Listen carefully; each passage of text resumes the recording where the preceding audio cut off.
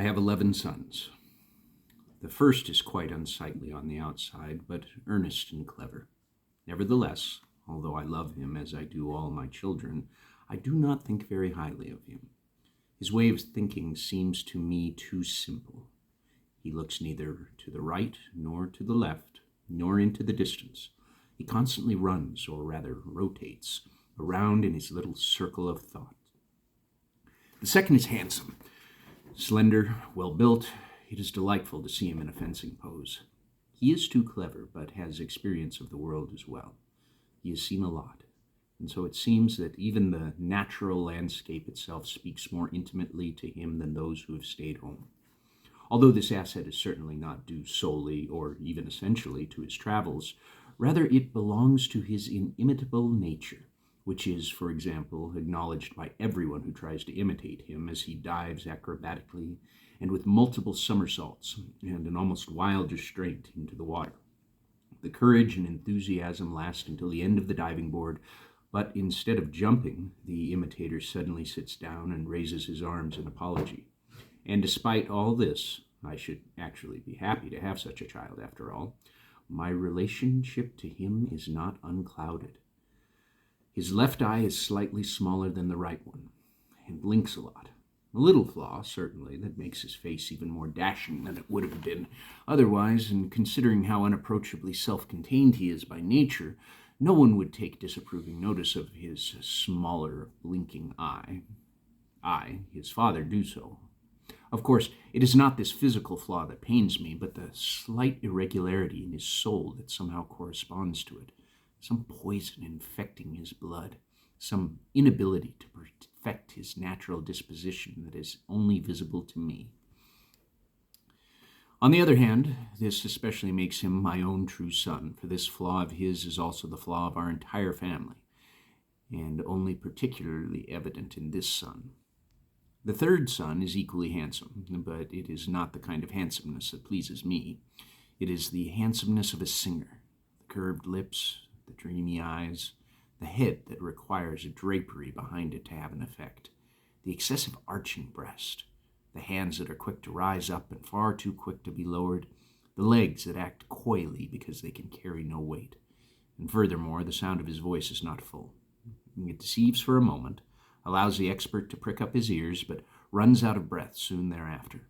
Although everything in general tempts me to show this son off, I prefer to keep him hidden.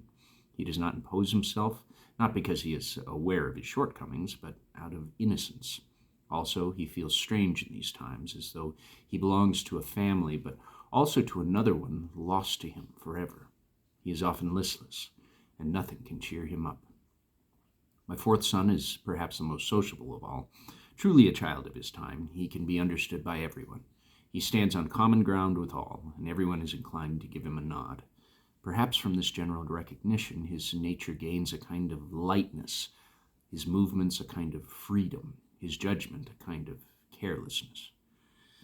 You may wish often to repeat some of his sayings, but only some, for in general he suffers too much from lightness. He is like someone who jumps admirably, cutting the air like a swallow, only to land dismally in a bleak dust, and nothing. Such thoughts sour the sight of this child for me. The fifth son is good and kind. He promised far less than he fulfilled, and was so insignificant that one literally felt alone in his presence, but he still managed to achieve some standing. If someone were to ask me what happened, I could hardly answer. Perhaps innocence is still able to cut through the raging elements of this world most easily after all. And innocent he is, perhaps all too innocent. Kind to everyone, perhaps all too kind. I confess I become uncomfortable when someone praises him to me. After all, they say that praising is made somewhat too easy when one praises someone so obviously praiseworthy as my son. My sixth son, at least at first glance, seems, at least at first glance, to be the most pensive of all. He hangs his head, but is still a chatterer. This is why it is not easy to reach him. If he loses, he falls into unconquerable sadness. If he gains the upper hand, he maintains it by chattering. But I don't deny that he has a certain self-forgotten passion, In broad daylight, he often struggles his way through his thoughts as though in a dream. Without being ill, in fact his health is very good, he staggers at times, particularly during nightfall, but needs no help, does not fall. Perhaps his physical development is responsible for this phenomenon. He is far too tall for his age. This makes him generally unattractive, despite strikingly attractive details such as his hands and his feet. His forehead is also unattractive, by the way, somehow shrunken in the skin as well as in the bone structure. The seventh son belongs to me perhaps more than all the others. The world does not know how to appreciate him. It doesn't understand his particular sort of humor.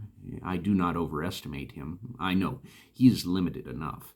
If the world had no other flaw other than its inability to appreciate him, it would still be perfect. But within the family, I would never want to do without this son. He brings unrest as well as deep respect for tradition, and joins both, at least as I see it, into an incontestable whole, although he himself knows less than anyone about what to do with this whole. He will not be the one to set the wheel of fortune in motion, but his nature is so cheery, so hopeful. I would wish for him to have children, and for them to have children in turn. Unfortunately, it doesn't seem that this wish is going to be fulfilled. With a complacence that is as comprehensible to me as it is undesirable, and which also happens to stand in stark contrast to the judgment of those around him, he roams around alone, is not concerned with girls, and will still never lose his good humor. My eighth son is my child of sorrow. I really know no reason for it. He looks at me as though I am a stranger, although I feel a strong fatherly bond to him. Time has healed many things, but before, a shiver used to overcome me at the mere thought of him. His head has gone his own way, has broken all ties with me, and with his hard head, his small athletic body, only his legs were rather weak as a boy, but this may have already righted itself in the meantime, he will certainly make his way wherever he chooses. I often felt the urge to call him back, to ask him how he is faring, why he has cut himself off from his father, and essentially what his intentions are. But now he is so far away, and so much time has already passed, now it can stay as it is. I hear that he's the only one of my sons to wear a full beard. That is not so attractive, of course, on such a short man. My ninth son is very elegant, and has that sweet look that is intended for women. So sweet that he can even seduce me on occasion, although I know that literally a wet sponge would suffice to wipe away all that unearthly radiance. But the curious thing about this boy is that he is not out to seduce. He would be satisfied spending his whole life lying on the sofa and wasting his eyesight looking at the ceiling, or, better still, letting it rest beneath his eyelids. If he is in this favorite position of his, then he likes to talk, and is not bad at it, concise and vivid, but only within narrow boundaries. If he exceeds them, which is unavoidable considering their narrowness, his talking becomes entirely empty. One would wave for him to stop if there were any reason to hope that those sleep-filled eyes would take any notice. My 10th son is considered to have an insincere character. I will not fully dispute this flaw, nor fully confirm it. What is certain is that he who sees him approaching with a solemnity far beyond his years, in a frock coat that is always tightly buttoned up, in an old but overly carefully cleaned black hat, with his unmoved face, the slightly protruding chin, the lids bulging heavily above his eyes, the two fingers held sometimes against his mouth. He who sees him like this thinks he is a boundless hypocrite. But just listen to him speak, sensible, with caution, short-spoken, crossing off questions with malicious vitality, in astonishing, obvious, and joyful compliance with the universe, a compliance that inevitably straightens the neck and elevates the body. Many who consider themselves very clever, and who, for this reason, so they thought, felt repelled by his outward appearance, have been strongly attracted by his words. Then again, there are also people who feel indifferent about his appearance, but to whom his words seem hypocritical. I, as his father, do not wish to decide here, but I must admit that the latter judges are certainly more worthy of attention than the first. My 11th son is frail, perhaps the weakest of my sons, but deceptive in this weakness. For at times he can be strong and decisive, although even then the weakness is somehow underlying. It is not a shameful weakness, but rather something that only appears to be weakness on this earth. Is, for example, the willingness to fly not weakness? After all, it consists of fluctuation and uncertainty and fluttering. Something of the sort can be seen in my son. Such characteristics do not please a father, of course. They will obviously end up destroying the family. Sometimes he looks at me as though he wanted to tell me, "I will take you with me, Father." Then I think, you would be the last one that I'd entrust myself to.